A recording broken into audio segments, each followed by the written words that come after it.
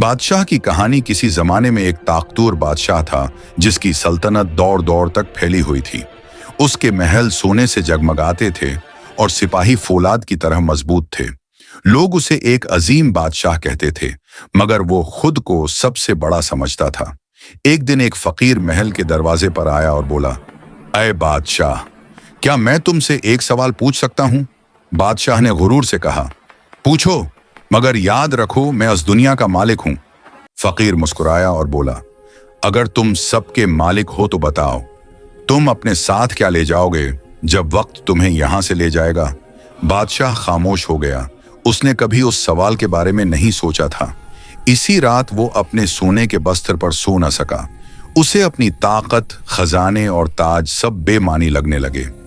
अगले दिन बादशाह ने फकीर को ढूंढने का हुक्म दिया, मगर वो कहीं न मिला। तब बादशाह ने एक फैसला किया।